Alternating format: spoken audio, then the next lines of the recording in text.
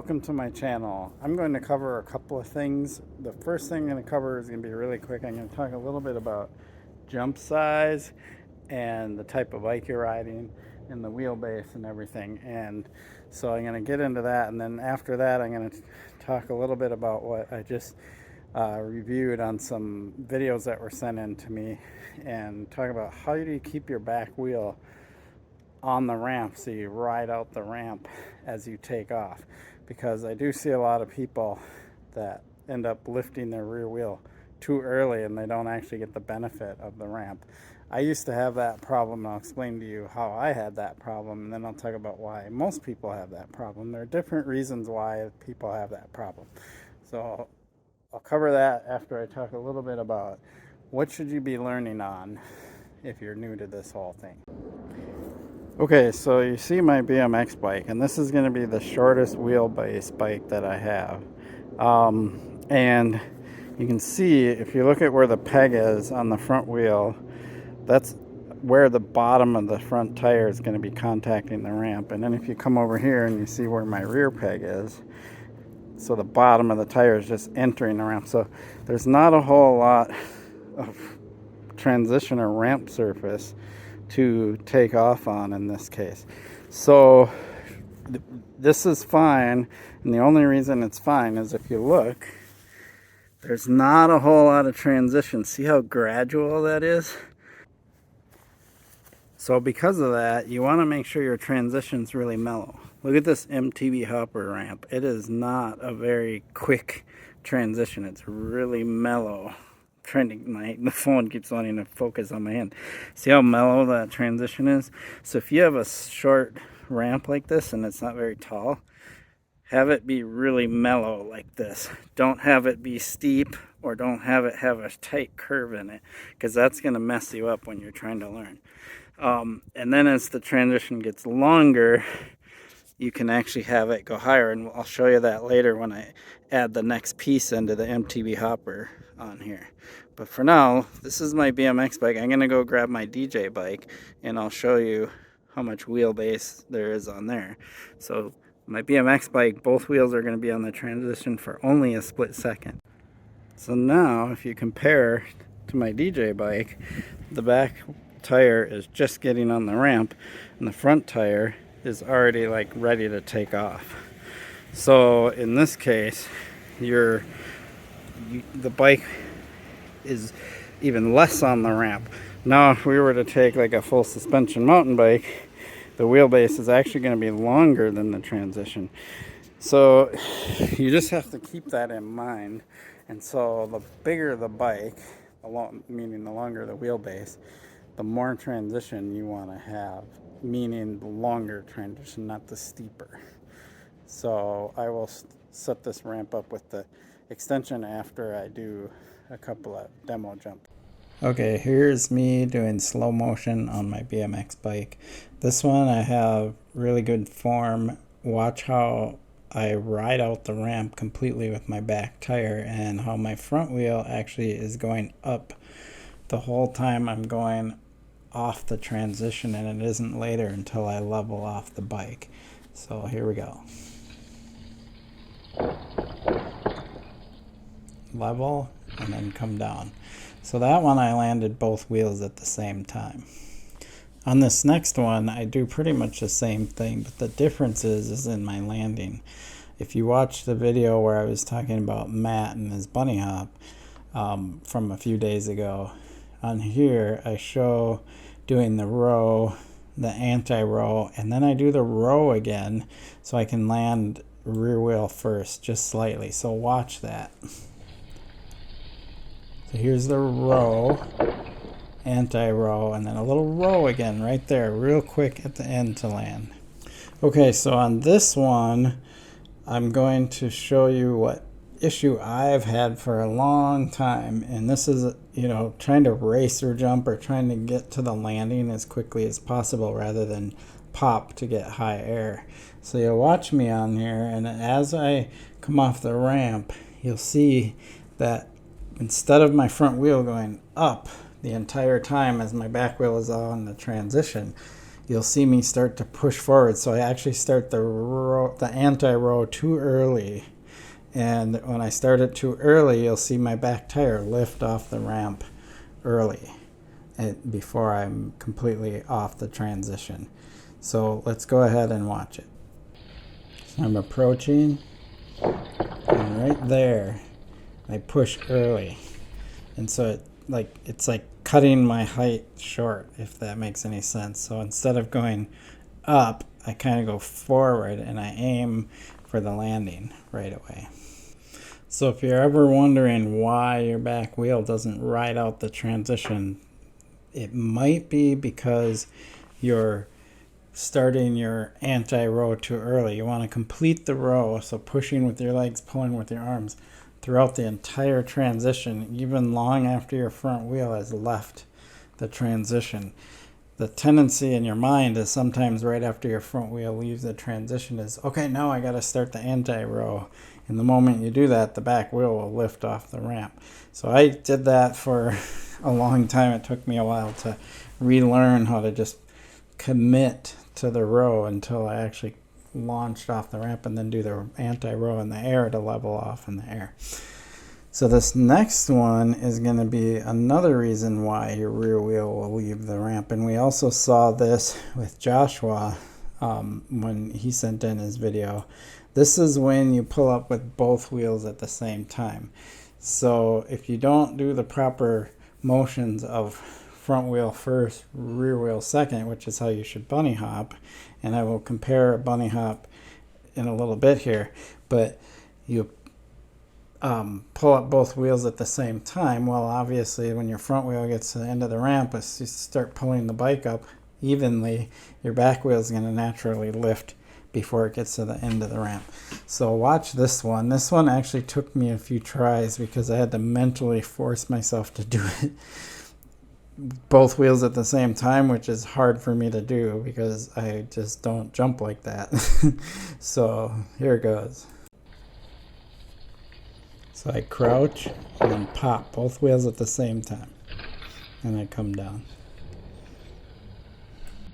So on that one, it actually looks like I pop up really high. Well, that's because I'm just pulling straight up. And of course, because of my natural instinct to want to level off the bike and then come down rear wheel first, I took over and did that because I didn't want to land on this flat ground really hard.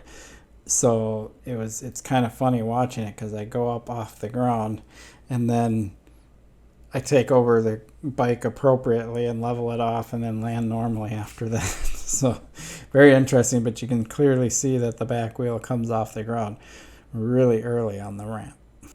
Now I brought out my DJ bike, and you can clearly see how much bigger the bike suddenly looks on the ramp and how small this ramp is for this bike.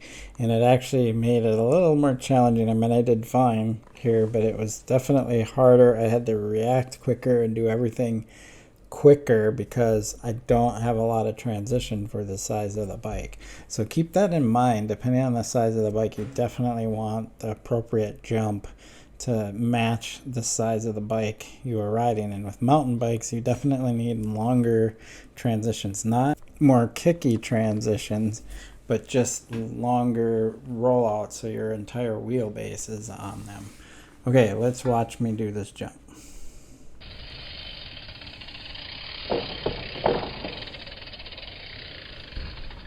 Pretty cool. You can clearly see here that my wheels are barely on the ramp. So my front wheel is about to leave the ramp just as my rear wheel is entering the ramp. So you just have to be aware of the size of the jump that you're actually going to be riding on. The bigger the bike, you want a bigger jump. And by bigger, I don't mean steeper, higher in the air, but it's naturally going to be higher in the air. You want a gradual transition. So a beginner jump has a more gradual transition, but it's actually bigger and gives you more time to roll out so you can actually do row anti-row. I'm going to post a video down in the description from Lee Likes Bikes, and he talks about this whole thing. It's really important to understand. Okay, so now I'm going to go ahead and add the third piece and lift that up, and then I'll show you the transition. Okay, so here I have it in the mellower setting. You can see I have these things in the lowest setting. I don't want to jack this way up because I'm going to land flat. And even if that landing's too hard, I'm going to grab this bit and make a landing, but we'll see how it feels landing in the grass first. But if you look at the transition and you look at the wheelbase, this is my DJ bike with the longer wheelbase. Now I'm on the ramp for a much longer period of time. Okay, so now I've got the bigger ramp set up and I'm riding my 26-inch DJ and I'm gonna jump to flat. The problem here is that, at least for me in my age, 54, I don't like hard flat landings. So you'll watch as I go off this jump that I don't really pop much. I just go off the jump and I do a short little level off and then I immediately start getting the back wheel down. So I don't go very high. So let's watch it.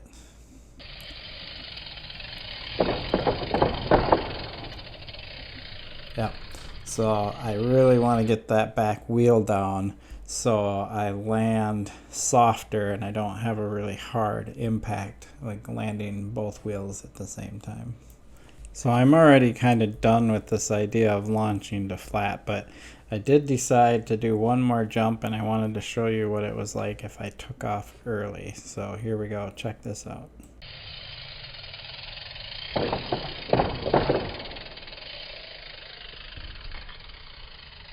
So the same result there, you can see right here that the back wheel is clearly leaving way early. And that's because I'm going straight up and pulling both the front and rear wheel up at the same time. Okay, now it's time for some ramp to ramp so I don't have to land flat. This first one, you'll notice I overshoot a little bit and I have to push the bike down to get it to at least land on the ramp, so I'm not landing on the flat ground after the ramp. So it's kind of interesting because when you overshoot jumps, you can actually minorly correct it. So watch this. You notice I'm way over it and I just push the bike down into the ramp.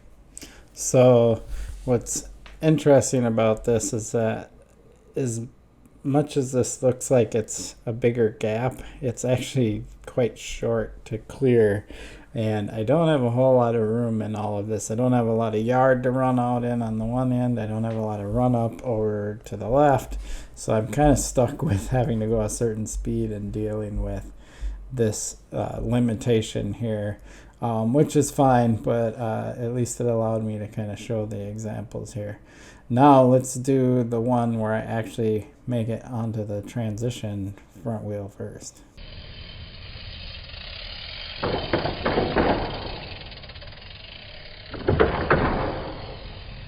So I actually had a much better landing that time.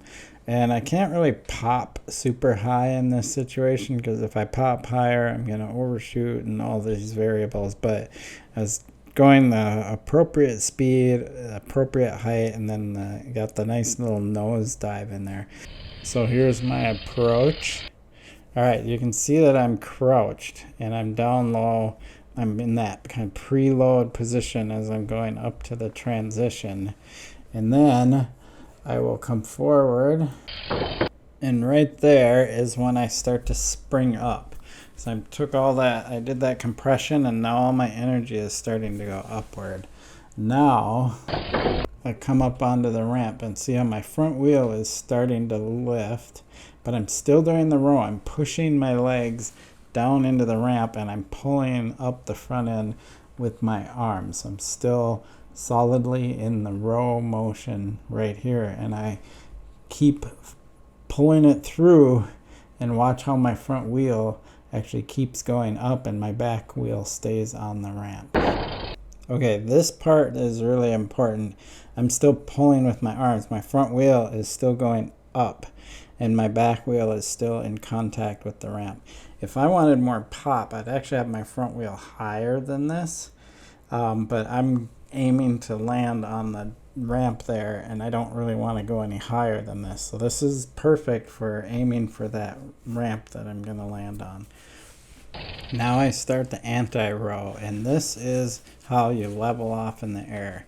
The anti-row, the push forward, so you absorb with your legs and you push forward with your arms, and that's what levels off the bike. Now in the videos where I wanted to land rear wheel first because I was landing flat, when I was in this position I'd actually reverse and start the row again and start pulling with my arms and pushing down with my legs because I want to pitch the bike upward. But here I want to pitch the bike downward and land front wheel first on the landing ramp. So I'm actually going to continue the anti-row, absorbing the back wheel and pushing the front wheel forward, and watch how high the back end comes up. Boom. So now I am in that nosedive and coming in, and the front tire is starting to land on the ramp. This is a big tuck. I'm looking, my arms are fully extended. My legs have absorbed the back of the bike, and the rear tire is tucked right underneath my hind end, whatever you want to call it. And this is another reason why you want to dropper post or have your seat lowered on your mountain bike or your DJ bike, is because if the seat was in the way, it would cause all kinds of issues at this point. So I am coming in to make a smooth landing. So the anti-row continues throughout when you need to make a downsided landing. And there I go. I roll away, and it's just almost perfectly executed. I probably could have popped a little higher and then got a little bit more nosedive to get the front wheel to land a little higher. But you know, I'm nitpicking. That was a really smooth landing, and it felt really smooth, and it was pretty cool.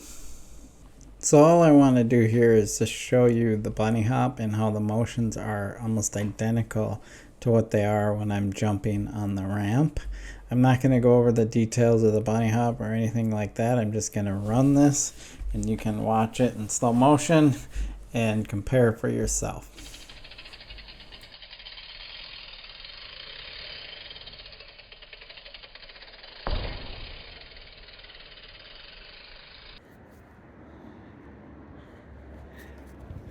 Okay, so there you have it.